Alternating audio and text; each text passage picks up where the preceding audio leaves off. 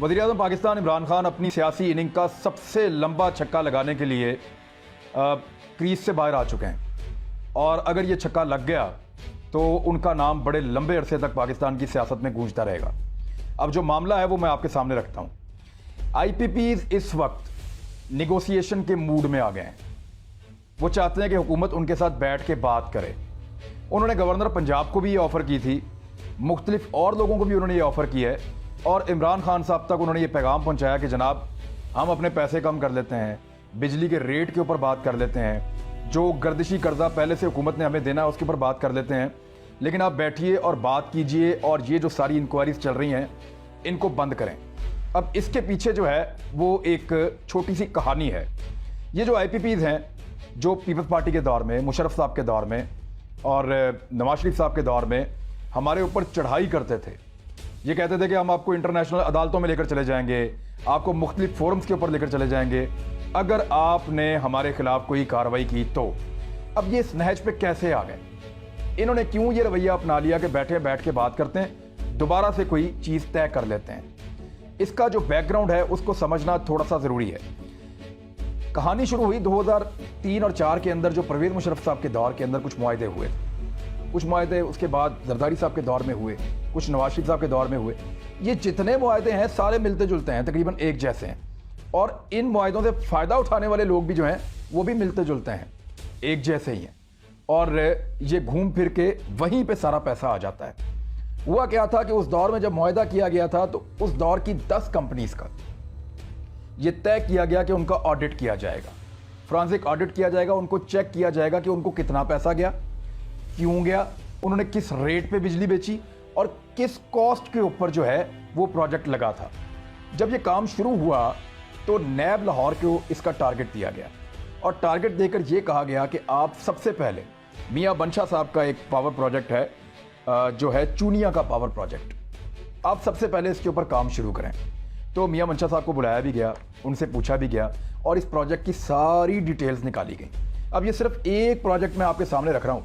जो inquiry report Imran Khan साहब के सामने रखी गई है वो इस एक इंक्वायरी की बुनियाद के ऊपर बनी है, क्योंकि बाकी सारे भी ऐसे ही हैं, बाकी सब के सब ऐसे हैं। तो ये सिर्फ मियां मनशा साहब की एक जो चूनिया वाला पावर प्रोजेक्ट है उसके बारे में जो इंक्वायरी है वो अब मेरे पास यहाँ मौजूद है, मैं आपको उसके बारे में बताता हूँ। उसमें हुआ ये कि तय पाया था उस दौर में कि 80% पैसे देगी गवर्नमेंट और 20% देगा वो प्राइवेट आदमी जो पावर प्लांट लगाएगा, IPPs का पावर प्लांट जो आदमी लगाएगा।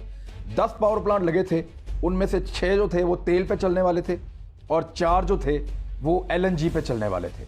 अब उन्हीं में से एक तेल पे चलने वाला ये पावर प्लांट है जिसके ऊपर अभी तहकीकात हुई हैं और वो मैं आपके साथ शेयर कर रहा हूँ। तो हुआ ये कि जब ये पावर प्लांट लगा तो इसके अंदर जो पहला घपला हुआ, घपला नंबर 1, कि वाटसेला नामी जो कंपनी है उसकी मशीन जो है वो यहाँ पे लगाई गई, उसका प्लांट जो है वो यहाँ पे नस्ब किया गया। अब इस प्लांट का एक मैनुअल होता है, जो मुल्क इसको बनाता है उसका एक मैनुअल होता है, उसके अंदर लिखा होता है इसकी कॉस्ट क्या है, ये किस तरह लगती है, किस तरह काम करती है, इसको किस हद तक आप हीट दे सकते हैं, बाकी सारी चीज़ें ब्ला ब्ला, इसके अंदर हर चीज़ शामिल होती है।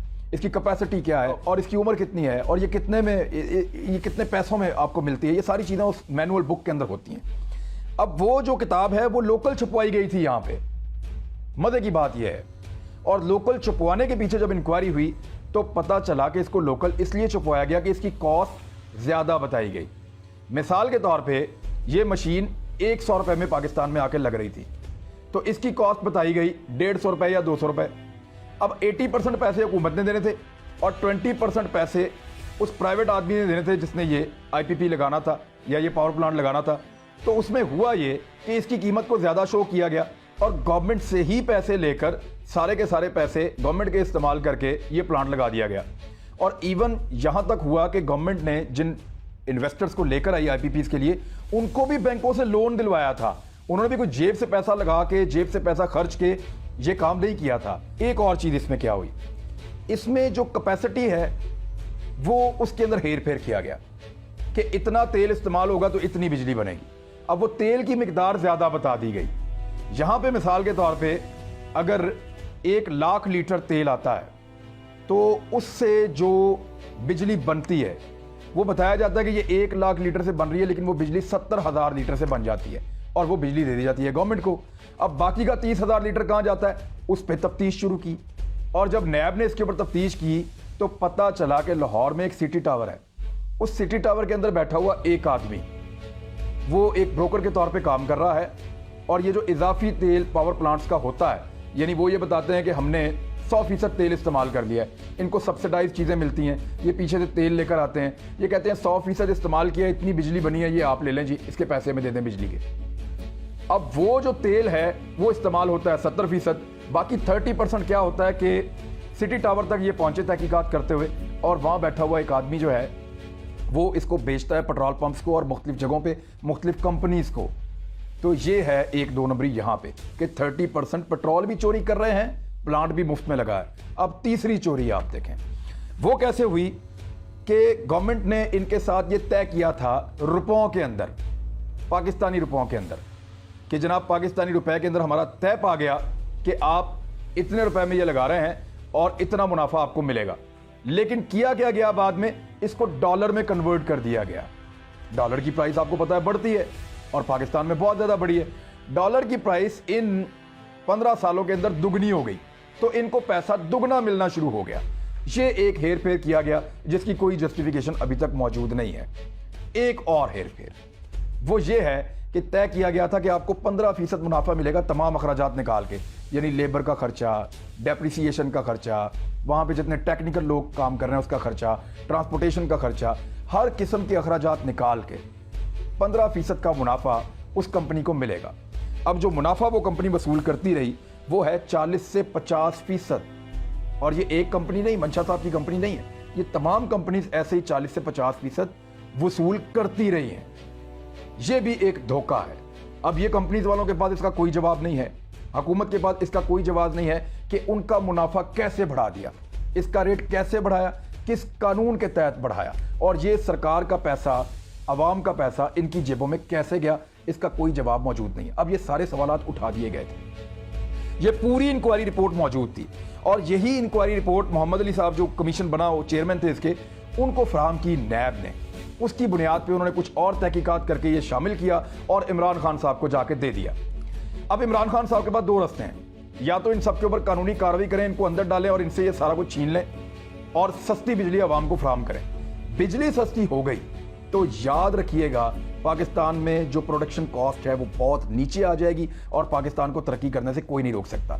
चाइना के साथ, इंडिया के साथ, हमारे आसपास बांग्लादेश के साथ, बाकी ममालिक के साथ हमारे कंपटीशन का सिर्फ एक ही तो चीज़ है जिसमें हम मार खाते हैं, वो बिजली है। नैब को इस बीच में और हुकूमत पाकिस्तान को सैकड़ों टेलीफोन कॉल्स और सैकड़ों ईमेल्स मौसूल हुई हैं, पैगामात मौसूल हुए हैं कि जनाब आप किसी तरह भी IPPs को अगर काबू करें और ये चोर बाजारी आप रोकें और बिजली की कॉस्ट को नीचे लेकर आएँ तो हम कंपटीशन में आ जाएंगे और पाकिस्तान की एक्सपोर्ट बहुत ज़्यादा बढ़ जाएंगी और पाकिस्तान इकोनॉमिक लिहाज से दुनिया में वापस आ जाएगा, पाकिस्तान को होश आ जाएगी। अब ये सारी चीज़ें इमरान खान साहब के हाथ में आ गई और ये वो चीज़ है जिसको हाफ वॉली कहते हैं। अब इमरान खान जैसे प्लेयर को आप यहाँ बॉल दे दें बीच में बल्ले के आगे तो छक्का तो वो मारेगा। अब ऑप्शन इमरान खान के पास है कि उसने लेग पे छक्का मारना है या स्ट्रेट पे मारना है। उसकी वजह यह है कि इमरान खान साहब या तो इनके ऊपर कानूनी कार्रवाई करके इनको गिरफ्त में लेके इनसे ज़बरदस्ती ये काम करवा सकते हैं या इनको बिठाकर नेगोशिएशंस करके इनको उस चीज़ पे ला सकते हैं जो अब ये आहिस्ता आहिस्ता मानना शुरू हो गए हैं। वो रीनेगोशिएशन भी करेंगे, बिजली की कीमत भी कम करेंगे और जो गर्दिशी कर्जा है उसके अंदर भी गुंजाइश निकालेंगे। तो पाकिस्तान के लिए, पाकिस्तान के मैन्युफैक्चरर्स के लिए, घरों में बिजली इस्तेमाल करने के लिए जो लोग इस्तेमाल करते हैं, सब के लिए ये एक अच्छी खबर है।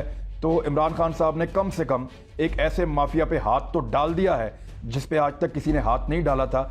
अब देखना ये आने वाले दिनों में कि ये हाथ कितना पक्का डाला है, क्योंकि इसमें नाम बड़े मज़ेदार हैं, वो मैं आपको बता देता हूँ। इसमें जो बेनिफिशरीज हैं मैं उनके नाम ले लेता हूँ आपके सामने। नदीम बाबर साहब इमरान खान साहब के साथ होते हैं, बेनिफिशरी हैं। रज़ाक दाऊद साहब वो भी इसके बेनिफिशरी हैं। सैफुर रहमान साहब नवाज शरीफ साहब के पुराने उनके रिश्तेदार हैं, ये बेनिफिशरी हैं। उमर अयूब साहब वफाकी वजीर एक वाय से, ये भी इसके बेनिफिशरी हैं। तो कम से कम 3-4 लोग तो इमरान खान साहब के करीब हैं जो इस सारे प्रोसेस के बेनिफिशरीज हैं। मियां मंशा साहब हैं, वो शरीफ खानदान के करीब थे, और दीगर और कुछ लोग हैं। तो ये सिर्फ 10 IPPs की बात नहीं है, उसके बाद लगने वाले और उसके बाद लगने वाले, इन तमाम को बिठा के चीज़ों को सेटल किया जा सकता है। मेरे ख्याल में ये हो जाए तो हम सबका बड़ा भला हो जाएगा।